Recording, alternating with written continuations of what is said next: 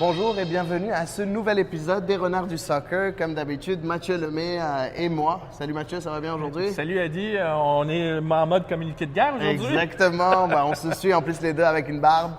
En fait, aujourd'hui, on a l'honneur d'être là où tout a commencé. On est au centre Claude Robillard. Juste en face de moi, il y a le fameux terrain du centre Claude Robillard, le terrain de soccer, où l'Impact de Montréal a joué son premier match de son histoire à domicile. C'était le 21 mai 93. Et son ancêtre, le Supra, également. Exactement, et son ancêtre, le Supra. Donc, on va faire notre épisode ici avec une petite émission spéciale à la fin, un petit segment spécial. On commence comme d'habitude avec la track de la semaine.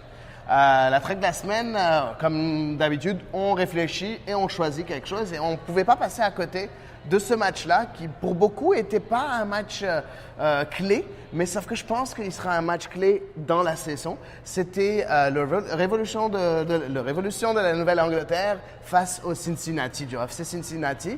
C'était en Nouvelle-Angleterre, puis la victoire de Cincinnati à l'extérieur, sa première victoire de son histoire en MLS sur le score de 2-0. Bon, c'est vrai que la Nouvelle-Angleterre, ce n'est pas cette force, mais n'empêche, Cincinnati vient de gagner 2 matchs de suite. Un match à domicile 3-0 contre les Timbers, puis maintenant un match en Nouvelle-Angleterre. Tu pensais quoi de ce match-là, toi, Mathieu? C'est un match où j'avais, premièrement, beaucoup de mal à saisir la Révolution. À Toronto, le match précédent, la Révolution s'était bien battue et n'eût été de l'entrée d'Altidar, probablement que la Révolution repartait de Toronto avec un verdict nul. Ouais. Ils avaient quand même assez bien joué. Mais face à Cincinnati, on a l'impression qu'ils n'étaient pas là, en tout cas pas en première mi-temps. En tout cas, on les a sentis, je dirais pas peu motivés, mais en tout cas, c'est à peu près ça. Moi, je ne les ai pas sentis motivés. Et au moment où il y a eu leur seule chance de marquer, en fait, elle était double. Ouais. Quand Carles Gil avait fait son tir et ensuite Agudelo avait répliqué avec un retour. Spencer Richey, le gardien de Cincinnati, a fait un double arrêt clé. Et on a l'impression qu'après cette chance-là, la Nouvelle-Angleterre n'était plus là. Oui, Brad Friedel a peut-être parlé à ses joueurs en première mi-temps dans le vestiaire, mais franchement, oui, Cincinnati, c'est vrai qu'ils sont en progression. Ils avaient perdu au début de la saison leur premier match contre Seattle, qui est étonnamment un début de saison assez fort en comparaison des saisons précédentes. Et après cette défaite-là, Cincinnati, on dirait qu'ils n'ont plus regardé en arrière. Exactement. Ils ont enchaîné qu'un match nul et là, c'est une première, comme tu as dit, première victoire à l'étranger, mais une deuxième consécutive. Ouais. Et avec une formation assez peu classique en 4-2-2-2. Parce que moi, j'ai rarement vu ça. Mais en MLS, c'est un peu comme ça. On se rappelle du 3-2-2-3 de Patrick Vieira à sa première saison avec New York City FC. Cincinnati, ils sont pas cassés le bicycle, comme on dit en bon québécois. Ils ont bien ressorti. Il y a des joueurs qui ont bien performé, entre autres, évidemment, Kenny Saïef au plan offensif, mais aussi Kekuta Manneh qui fait son retour en MLS. Il faut parler de lui. Évidemment, c'est un Gambien, même s'il va être naturalisé éventuellement peut-être aux États-Unis. Ouais. Mais il n'en demeure pas moins qu'après avoir été faire un petit séjour à l'extérieur, il fait son retour à Cincinnati. C'est une grosse prise quand même, je trouve, même si on a toujours questionné sa régularité. Et là, il a marqué un gros but, mais en même temps, sur ce but-là, c'est pour ça que je veux revenir sur le peu de motivation de Nouvelle-Angleterre. Le premier but de Kekuta Manneh, la ligne défensive, elle est complètement reculée vers le gardien. Ouais. Tout l'espace est laissé à 3 joueurs de Cincinnati. Ça n'avait pas été Manneh, quelqu'un d'autre aurait marqué ce but-là. Effectivement. Le deuxième, c'était un second effort de Cincinnati. Ça prend un corner.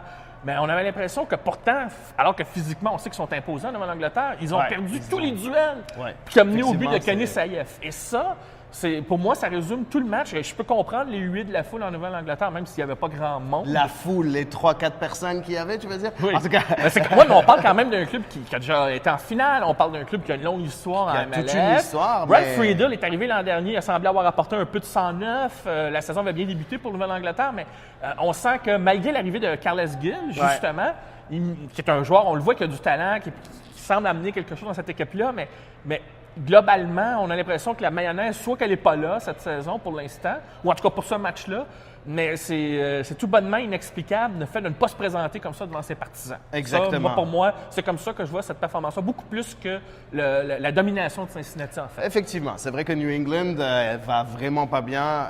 Brad Friedel doit vraiment se poser des questions sur pourquoi il est venu, qu'est-ce qui se passe. J'espère qu'il y a une espérance, quelque chose, il a des promesses et des garanties par rapport à la composition de son effectif. Il y a beaucoup de rumeurs sur la toile la toile qui dit que la Nouvelle-Angleterre va faire un mercato estival où ils s'attendent à une voire deux signatures, une d'envergure. C'est ce que les dirigeants de la Nouvelle-Angleterre ont quelque peu On se rappelle l'année passée, ils promettaient un nouveau stade et finalement, ça a complètement tombé à l'eau. Ça, c'est le gros problème de la Nouvelle-Angleterre, c'est qu'ils jouent dans un stade qui est presque tout le temps vide. Il faut dire que le stade est énorme. C'est le stade des Pats, des Patriots de la NFL. On peut même quasiment dire que c'est comme c'est les mêmes propriétaires. On se Ouais. demande s'ils privilégient pas davantage les Patriots en NFL Oui. que leur club en MLS. Ben, il faut dire aussi C'est que une les question Patriots, qu'on c'est peut quand même. poser. Oui, c'est les Patriots, c'est quand même toute une marque aussi en NFL. En tout cas, bref. Donc, la Nouvelle-Angleterre, ça va pas bien. Par contre, j'ai été impressionné par cette équipe de Cincinnati parce que on en a parlé pendant longtemps en disant Cincinnati, quand ils ont fait leur effectif, au début, je disais. Ils ont 5 milieux défensifs. Je ne comprenais pas comment ça rentrait dans le système. Ils n'avaient pas assez de gens à l'attaque. Mais au fur et à mesure, ils ont ramené ces pièces manquantes-là. Et tu as parlé de Kekuta Mane, tu as parlé de Kenneth Saïf. Les deux joueurs, entre eux, ont marqué un but, une passe décisive. Donc, en fait, ils ont déjà créé une certaine osmose entre eux, et des automatismes entre eux en si peu de temps. C'est quand même très impressionnant de voir Cincinnati. À l'heure qu'on parle maintenant, on est le 27 mars 2019. Cincinnati est deuxième de la conférence Est avec 7 points. Bon, ils ont un match de plus que beaucoup d'équipes, mais n'empêche, ils ont 7 points en 4 matchs, ce qui est vraiment pas mauvais avec juste un seul match joué à domicile. Mais Donc, ils ont annoncé la couleur. Mais on s'en doutait un peu quand même. Ils n'allaient pas être une proie facile comme équipe d'expansion. ben, beaucoup, si jamais on en a parlé sur Culture Soccer beaucoup de fois et tout le monde pensait que Cincinnati ne ferait pas les séries et serait un peu dans les dernières places de la conférence Est. Mais en tout cas, en date d'aujourd'hui, ils prouvent qu'en fait, ils sont de loin mieux. Moi, ce que j'ai beaucoup aimé dans cette... je m'attendais à ce qu'Emmanuel Ledesma soit vraiment la star de cette équipe-là. Mais en fait, on voit vraiment un collectif. On voit l'entraîneur Alan Koch qui a vraiment fait son C'était travail. pas mal de le mentionner parce qu'il y a un joueur qui est resté dans l'ombre dans ce match-là, mais que j'ai trouvé, moi, efficace, c'est Mathieu Deplagne, le défenseur latéral. Excellent, C'est oui, un joueur effectivement. qui est resté dans l'ombre, mais il a tout fait très bien dans le match, je trouve.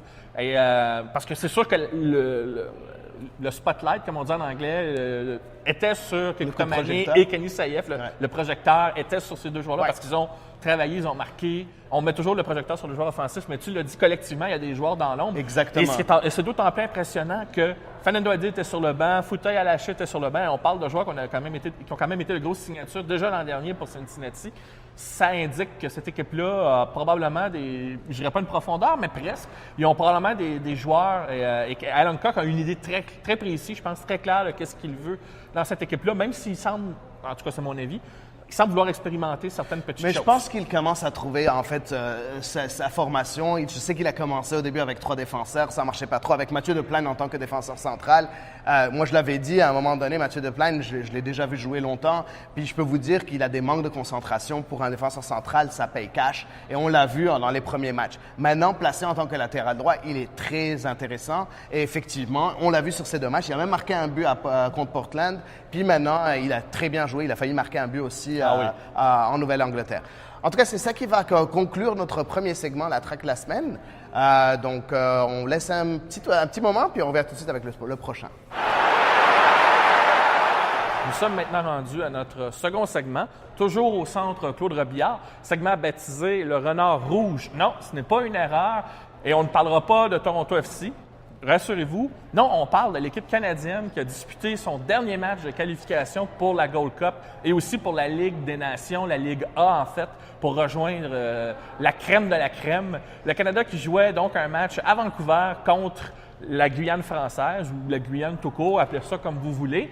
Endroit plus connu anciennement pour son bang et non pas le poivre, le bang de Cayenne. Mais là, cette fois, c'était un match de soccer en bonne et due forme. On se rappelle, à une certaine époque, le Canada avait affronté cette équipe-là où il y avait un certain Florent Malouda. Là, cette fois, c'était un match mais vraiment officiel. Ça a été un peu moins bordélique. Et le Canada a remporté une victoire convaincante de 4-1 contre son adversaire. Et de fait, termine à égalité au premier rang des qualifications avec Haïti. Même au différentiel de buts, ils sont à égalité à plus 17. Le Canada est donc qualifié pour la Gold Cup et également pour la Ligue A des Nations CONCACAF. Adi, tu as pensé quoi de la performance du Canada face à la Guyane française? Oui, bon, on s'entend que ça aurait été très grave si jamais le Canada n'avait pas remporté ce match. Hein. On s'entend que sur papier, l'équipe canadienne a tendance à un meilleur effectif que la Guyane. Par contre, j'ai bien aimé comment dans l'adversité l'équipe a répondu. Parce en regardant le match, on a marqué le premier but grâce à un magnifique travail de Junior Roylett. Puis après, il y a eu une erreur défensive quand même assez importante où notre Samuel Piette national a fait une passe pas assez appuyée au gardien Milan Boran. Mais en plus, Boran a essayé de faire un geste technique en essayant de faire passer le ballon derrière son pied gauche, derrière son pied d'appui. Mais ça n'a pas trop marché. Et c'est Kevin Riemann, le joueur du PSG, qui a marqué le but dans presque une cage désertée. Mais par contre, ce que j'ai bien aimé, c'est la réponse du Canada. Le Canada a vraiment continué à performer. Il y a eu une petite période de flottement, mais ils se sont vite remis grâce à, et bien évidemment, Jonathan David. Très gros match. À un excellent match. Lucas Cavallini qui a marqué Qui a marqué un doublé. Donc, c'est quand même intéressant de voir ça. Il ne faut pas oublier aussi que l'équipe nationale jouait sans deux de ses meilleurs joueurs, qui sont Scott Arfield et Alphonso Davies. En plus, avec Balou Tabla sur le banc, c'était intéressant de voir que le Canada a cette profondeur d'effectif, où ils sont capables de faire jouer des joueurs qui n'ont pas à qui on ne pense pas vraiment, qui sont là et qui ont pu performer aujourd'hui. John Herdman a des exigences, c'est clair, ça a apparu dans ce match-là, parce que les joueurs qui étaient là pour répondre à l'absence d'Arfield et d'Alphonso Davies ont tous répondu. Et tu l'as dit, après le but égalisateur suite à une double erreur, ils n'ont pas baissé les bras, au contraire. Bon, oui, il a fallu s'ajuster un peu, mais ils ont vite remis le train sur les rails et le Canada a continué à suivre son plan de match, à jouer son style. Autrefois, le Canada aurait attendu les occasions, ça s'était replié. Puis on sait que c'était une époque où c'était même difficile d'appeler des joueurs de l'étranger comme pour les amener au Canada. Non, je vais rester en club, c'était comme ça. Là, maintenant, on sent un enthousiasme. Et l'équipe sur le terrain, justement, ils n'ont pas attendu la fin de la mi-temps. Ils ont marqué 2 buts avant la fin de la mi-temps. Effectivement. Ça, il faut le préciser. Et ça pour moi, c'est un signe que le Canada, non seulement ils n'ont pas pris de haut leur adversaire, mais surtout, ils ont décidé, dans la continuité depuis qu'Herdman est là, et même un petit peu avant, cette fois, on n'attend pas le jeu, on le fait, on le prend à notre compte. Et ça, je trouve que c'est très encourageant pour la suite des choses. Je ne dis pas que le Canada va gagner la Gold Cup, là, mais c'est encourageant. Parce qu'effectivement, ils n'avaient pas le droit, non seulement de perdre contre cette équipe-là, mais ils n'avaient surtout pas le droit de rendre ça serré ou de rendre ça, mettons, à la limite du suspense jusqu'à la fin du match. Exactement. Et puis, ce que j'ai bien aimé, c'est un peu ce que John Herdman a essayé. On s'entend qu'un des problèmes que le Canada a, c'est au poste de latéral. Malheureusement, au poste de latéral gauche, il n'y a pas grand monde. Et il a mis Marc-Anthony Kaye, qui est un milieu de terrain de formation, à ce poste-là. C'est quand même intéressant. Kaye s'est très bien débrouillé. Il a même créé des occasions assez importante à partir de cette position-là. J'ai bien aimé ce qui s'est passé par rapport à ça. C'est vraiment le poste où il manque un spécialiste au Canada. Tout le reste de l'effectif est quand même assez complet à tous les postes et c'est ce que j'aime bien. Par contre, il faut souligner un peu les négatifs. Malheureusement, il y a eu pour moi un gros négatif. 2 négatifs, on va dire. Le premier, c'est sûr, c'est sur le but. Ce n'est pas normal. Les 2 fautes de suite, on les paye cash. Contre la Guyane, ça a été 1 but. Si jamais il y en avait plus... Un but donné, oui. Si jamais il y en avait plus, contre une meilleure équipe, à ce moment-là, ça peut coûter le match. Ça peut être du 3-0, ça peut être du 4-0, ça peut être quelque chose de grave. Le bon côté de la chose, c'est que tu fais cette erreur-là contre une équipe contre la Guyane, justement, et non pas dans un match en jeu contre le Mexique ou les États-Unis. Exactement. Là, et là, mentalement, peut-être que les joueurs, ça va rentrer dans leur tête et d'après moi, ils ne vont pas la refaire, cette erreur-là, surtout quand ça va compter. J'espère bien. Puis la deuxième erreur, je vais pas dire erreur, mais en fait, la deuxième chose qui est négative selon moi, c'est le match de Derek Cornelius. Malheureusement, Cornelius a été assez chancelant, pas très confiant, pas très solide. Et c'est dommage parce que on le voit déjà, il a mal commencé la saison avec les Whitecaps de Vancouver et on l'a vu comme quoi il était encore affecté en sélection nationale. Je ne l'ai pas trouvé si rassurant que ça. Pourtant, il joue avec son compère de la défense, aussi des Whitecaps, Donnie Henry. Donc, moi, je m'attendais à ce que ces 2 joueurs-là, vu qu'ils jouent dans le même club et ainsi de suite, ils arrivent à créer une certaine osmose et ces automatismes vus à Vancouver soit transporté en équipe nationale. Mais, en tout cas, c'est pas encore le cas. Oui. C'est tôt encore. Moi, de toute façon, tu l'as dit, ils sont en début de saison à Vancouver. La mayonnaise, elle n'est pas encore prise. Et il y a des joueurs qui ne sont pas encore, si on veut, au pic de leur forme. Effectivement. Et forcément, probablement au moment où, ce qui est bien, c'est qu'au moment où on va arriver à la Gold Cup, beaucoup de joueurs qui évoluent à la MLS et qui sont dans l'équipe canadienne devraient arriver à leur bon niveau. Au niveau, il y a des joueurs qui vont se connaître. Les deux défenseurs, tu l'as dit, Henry et Cornelius, vont être un peu plus familiers.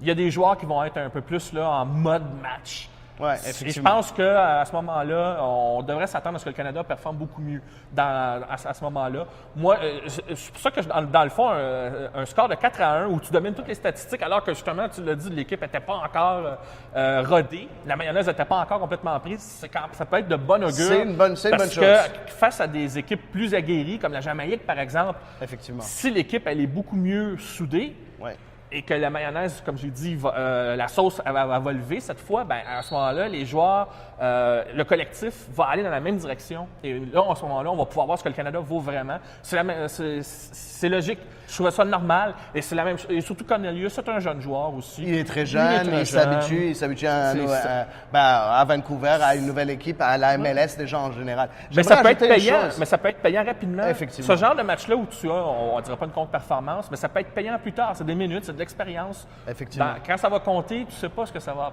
peut apporter. J'aimerais juste ajouter une chose. C'est très bien pour le Canada d'être qualifié, pour le groupe A, tu l'as déjà dit, mais aussi pour la Gold Cup. Il ne faut pas oublier que dans le passé, le Canada se qualifiait d'office pour la Gold Cup avec les États-Unis et le Mexique, ce qui n'est plus le cas maintenant. Maintenant, c'est vraiment devenu, ils doivent passer par la phase de qualification. Ce qu'ils ont fait, ils ont prouvé comme quoi ils avaient le droit d'être là. Ils n'ont pas eu... souvent, il y a beaucoup d'équipes qui critiquaient le fait que le Canada recevait cette invitation d'office. Puis maintenant, ce n'est plus le cas. Plus personne n'a rien à dire. L'équipe nationale du Canada a mérité sa place à la Gold Cup et dans la Liga. Et moi, j'espère qu'on va monter en puissance de plus en plus. Certains diront que la Martinique a eu la même fiche, mais bon, ils sont bien contents là-bas de se qualifier. Ben oui, mais bon, c'était une petite note ironique. C'est ainsi qu'on va conclure le segment sur le renard rouge. Mais restez avec nous parce que dans le segment suivant, on a une petite surprise pour vous. Nous voilà pour le troisième segment des Renards du Soccer. Et pour ce segment-là, on a décidé de faire une entrevue avec Rachid Din. Rachid, ça va? Oui, ça va bien. Oui, ben c'est ça. Donc, on est très content de te recevoir aujourd'hui. J'aimerais que tu te présentes rapidement à nos téléspectateurs. Parle-nous un peu de toi. C'est quoi que tu fais exactement? Okay, bien, premièrement, bonjour à tous. Mon nom, c'est Rachid Din. Je suis l'entraîneur en athlétisme avec le club Cédron Select. Et qu'est-ce que moi, je fais personnellement, c'est la vitesse. Seulement la vitesse de 400 mètres et 100 mètres jusqu'aux 400 mètres et les événements, les haies aussi. Donc, moi, mon philosophie, c'est de focuser sur la biomécanique, l'intensité et la technique. Quand je parle de biomécanique, c'est relié avec l'efficacité de la course, la technique de le pied, l'efficacité de l'air, temps dans l'air pour les athlètes. Et c'est ça présentement que je suis en train de faire. D'accord, parfait.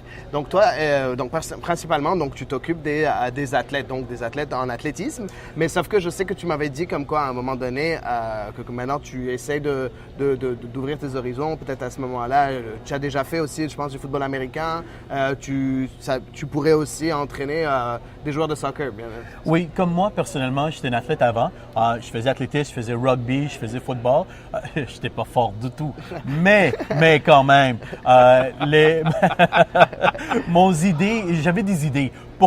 Comment on peut prendre un athlète avec un talent qui est là, comment on peut exploiter ça pour football, soccer ou athlétisme. Et depuis ce temps, honnêtement, j'ai commencé à, on va dire, focuser les informations, chercher les informations et j'ai amené tout le monde à l'athlétisme. Et avec ça, on peut dire que bouche à bouche, les gens, ils ont contacté les autres événements sportifs ou les football, rugby.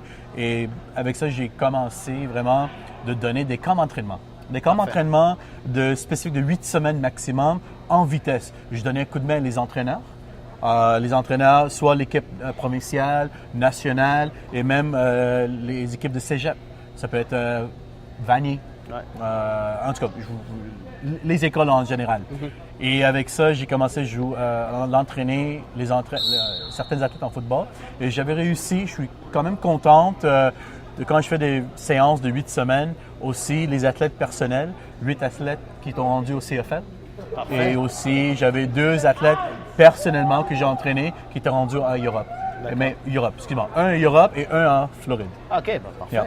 Parfait, excellent, excellent. On parle beaucoup dans la préparation physique, c'est quelque chose qu'on entend parler souvent récemment. C'est un métier qui se spécialise beaucoup et à l'Impact de Montréal, on mentionne souvent le nom de Robert Duverne.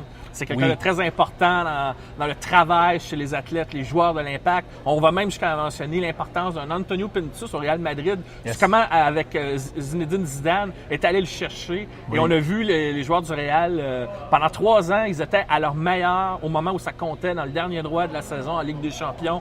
On avait l'impression que c'était un rouleau compresseur. Donc, c'est là que la préparation physique devient de plus en plus importante. Aujourd'hui, le travail s'est beaucoup modernisé, mais jusqu'à quel point on peut dire que c'est important par rapport à l'autonomie d'un athlète et au point où il peut arriver, si on veut, un point optimal de performance dans le sport professionnel? Je vais vous montrer un des articles que j'ai trouvé en ligne. Okay? Ça s'appelle Physical Preparation for Soccer par, oh boy, j'ai le misère avec les noms. Mladen Jovanovic. Merci beaucoup. Vous pouvez le trouver en ligne, Physical Preparation for Soccer de Mladen Jovanovic. Exactement. Et c'est sur Google Search, c'est vraiment facile à trouver. La raison pourquoi je recommande ça, premièrement, pour les parents, pour les athlètes de comprendre, c'est un article vraiment simple qui explique vraiment bien. Et pour les entraîneurs qui sont vraiment avancés, qui comprennent, on va dire, la physiologie ou la biomécanique en arrière de ça, il y a un autre article que je vous recommande fortement, c'est par Edward and Noax. Et ça, c'est quelque chose que ça rentre en détail concernant, on va dire, le continuum de énergie système. D'accord. Et avec ça, ça va vous donner une bonne base, la compréhension en arrière de ça. Donc, pour répondre à ton question, Duverne, comment il est capable de mobiliser son équipe, que moi, je trouve vraiment intéressant. Qu'est-ce que j'avais remarqué dans son histoire, dans son carrière de France jusqu'ici, jusqu'aux Impacts Montréal? Il fait des séances spécifiques, mais des séances mélanges. Donc, c'est jamais plate pour les athlètes concernant l'entraînement. Et avec ça, il a réussi de faire, pas de faire il focus sur le système énergie. Okay. Sur l'énergie, donc oui. l'énergie d'un athlète en tant que tel ou son énergie, comment la diviser ou comment mais pas personnel. OK, comment je veux dire? C'est un peu délicat pour moi pour l'expliquer parce qu'avec athlétisme, c'est une séance spécifique. Pour soccer aussi, parce que c'est vraiment avec l'endurance. Donc, pour les séances... parce que les saisons sont longues au soccer. Il faut que les joueurs puissent jouer, performer pendant un calendrier assez imposant. Donc, avec Duverne, qu'est-ce que j'ai remarqué? Il joue bien avec, on va dire, anaérobique, lactic acid. Il va jouer avec la vitesse, les séances maximum speed holding, le VO max. Et avec ça, qu'est-ce qui est fun, même moi, je fais son analyse des fois, comment je peux utiliser ces entraînements pour mes coureurs de 400 mètres. Parce que les joueurs de soccer, c'est des bons coureurs de 400 mètres et 800 mètres. Ça, c'est c'est clair. C'est clair, d'accord. Donc, en fait, un joueur de soccer serait quand même assez bon comme athlète de 400 mètres, en fait. Oui, quand on parle de joueurs de soccer, c'est vraiment des joueurs de soccer de haut calibre. Ouais. C'est pas juste n'importe quelle ligue. Et des fois, je vais aller chercher moi-même pour le AAA et plus haut. OK, parfait, parfait. Ouais, et pour comment on prépare maintenant? Tu as un peu parlé de comment Robert Duverne comment il fait son entraînement, sa préparation physique, ainsi de suite. Mais comment on prépare une saison de soccer? Parce qu'on parle tout le temps, tout le monde regarde le soccer. Ben, en tout cas, je vois la communauté de l'Impact. Ils regardaient avant la saison, puis ils voyaient que tout le monde était très fatigué. Il y avait beaucoup d'efforts physiques faits au début. Et je pense que il faut créer cette base pour que le joueur puisse durer toute cette année et enchaîner les matchs, enchaîner les efforts, ainsi de suite. Oui. Mais il y a une grosse base physique à faire au début. Comment on peut faire cette base physique-là? C'est quel genre d'exercice qu'il faut faire? Tu peux nous parler un peu de ça par rapport à comment une équipe de soccer se prépare avant une saison? Comme entraîneur, c'est un peu dur. Je peux vous donner n'importe quelle séance d'entraînement, mais est-ce que c'est quelque chose qui est vraiment bon pour les athlètes ou pour l'équipe en général? Mais une des affaires que quand je fais mon, on va dire, SWOT analysis, ça veut dire c'est faiblesses, oh boy, faiblesses et strength, weakness, threats and organization and others, plutôt. Parfait. Donc, les forces, les faiblesses et puis l'organisation. Les menaces et organisation, oui. Parfait. Les risques et ainsi de suite. Qu'est-ce qui est vraiment intéressant, avec les athlètes niveau football ou football américain, je fais une analyse de neuromusculaire. D'accord. La puissance neuromusculaire. J'ai aussi le anaérobique, aérobique et la capacité et la puissance. D'accord. Avec ça, mais ça, c'est individuellement. Et OK. le moment, j'ai un athlète, je regroupe mes athlètes entre chaque pool selon leur capacité. OK. Après, je donne un entraînement spécifique parce que chaque athlète est différent. Oui, vous avez l'entraînement de sport qui va analyser comment gérer l'équipe eux-mêmes, mais quand ça arrive au individuel, c'est juste, on va dire, les séances de 3 à 4 personnes maximum. D'accord. Mais, M. Duverne a réussi, honnêtement, selon moi, de regrouper la majorité des athlètes et d'amener un autre niveau. C'est comme il a trouvé le overdrive pour les athlètes. Et quand la période critique dans l'entraînement, le dernier, on va dire 30 minutes d'un jeu, Ouais. les athlètes sont capables d'aller chercher le 6e, 8e gear pour jouer. Et ça, je trouve vraiment c'est vraiment fun comme analytique. D'accord. Mais Parfait. justement, moi, il y a une chose qui m'a toujours frappé dans la préparation physique, c'est ce qui se passe même avant un camp d'entraînement. Robert Duverne a donné des instructions aux joueurs avant le premier jour du camp, des exercices à suivre, des trucs à faire par eux-mêmes. Durant les vacances. Durant leurs vacances. Et à suivre de façon, là, on va dire, quotidienne, là, de façon stricte, pour que quand ils arrivent au camp, ils soient en fait, je dirais pas frais et dispo, mais qu'ils soient en tout cas bien préparés pour le vrai camp. Arrive le moment où on doit enchaîner ce dont vous avez parlé. C'est quoi les trucs? Parce que là, vous avez dit, chaque athlète peut être différent. Comment on aborde ça, ce genre de préparation, de pré-préparation, si on peut dire? Oui, ça, quand je fais la même chose avec mes athlètes, encore une fois, athlétisme, joueur de football américain ou foot, qu'est-ce qui est vraiment fun, je prépare une vision. Voici mon vision et voici mon mission. Et je mets ça dans les 4 phases, les étapes, qui honnêtement, c'est facile à gérer mentalement et physiquement. Et avec ça, je prépare avec un nutritionniste un plan, comment gérer dans quelle séance. Si vous avez des séances de préparation, séances de compétition ou séances critiques rendues en finale. Donc, il y a vraiment une nutrition à suivre. Préparation mentale aussi. Ça, c'est une affaire qu'on oublie tout le temps. Donc, tout c'est pour, on va parler pour athlétisme, mais quand vous avez une équipe nationale ou équipe élite, vous avez les ressources en arrière de ça. Et si vous avez un préparateur mental, ça vous aide. Et ça, vous faites beaucoup d'observations. Vous avez des devoirs chez vous, à la maison, devant le miroir, où vous êtes en train de lire le plan de match. OK? Voici plan A, plan B, vous avez tellement de séances. Et comment vous jouez? Comment vous voyez vous-même sur le terrain? C'est comment votre collaboration avec votre, on va dire, vos coéquipiers. Oui. Et aussi, comment collaboration contre l'adversaire. Et voilà, l'adversaire. Merci beaucoup. Mais est-ce que tu penses, par exemple, c'est ce que Mathieu demandait, c'est que quand les joueurs sont en vacances, c'est parce qu'à un moment donné, ils vont en vacances, ils ont des athlètes qui vont en vacances. Il y a une Est-ce que discipline tu à lui suivre. prépares, il y a une discipline à suivre. Est-ce que tu leur prépares un truc en disant, OK, pendant ces 3 semaines-là, je sais que tu es en vacances, mais tu es quand même obligé de faire genre 1 ou 2 exercices par jour pour te tenir en forme, pour que quand tu reviennes, je ne sois pas trop en arrière et trop, tu ne dois pas recommencer à zéro. Moi, j'ai une philosophie. Ouais.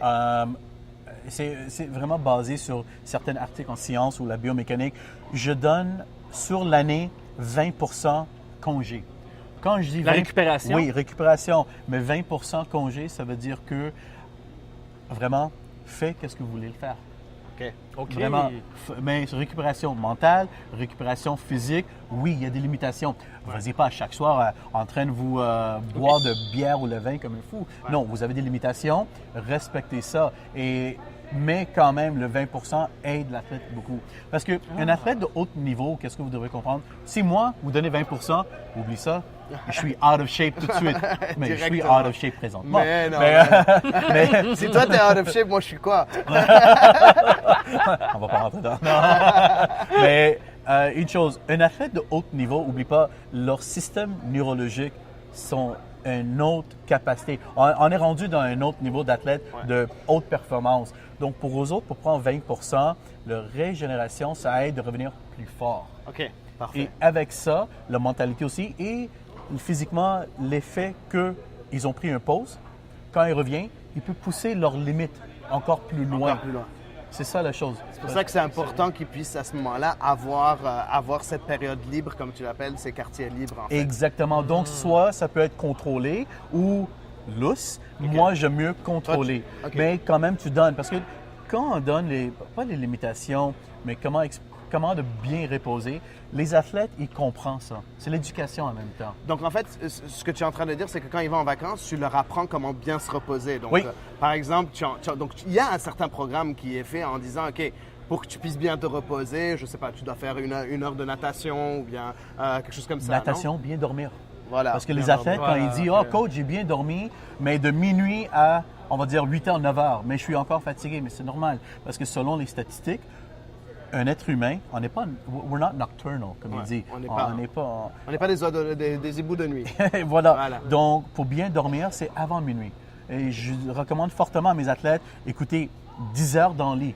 Ils disent, coach, je ne dors pas à 10 heures. Je sais, mais le fait que tu es en lit, 11 heures, tu vas dormir, c'est ça le temps de récupération. C'est avant minuit. OK. Puis parfait. il prend l'habitude. OK. Parfait. Oui, Excellent. prends l'habitude, les bonnes habitudes. Merci. Exactement. Écoute, Rachid, merci beaucoup d'être venu, de nous avoir Ça reçus fait ici, plaisir. là où tu entraînes tes athlètes, Oui, au Centre Pedro exactement. Biard. On est très content d'être là. De nous avoir donné quelques clés sur la préparation physique aussi. Exactement, Oui. des clés sur la préparation physique de tout genre d'athlètes, c'est ce qui est très intéressant. J'aimerais déjà, comme d'habitude, remercier City Vision, dont David Dixot, qui nous filme présentement. J'aimerais aussi féliciter Culture Soccer pour ce qu'ils offrent pour le foot nord-américain. Et voilà, ce sera tout pour cette semaine. On vous voit la semaine prochaine. Au revoir.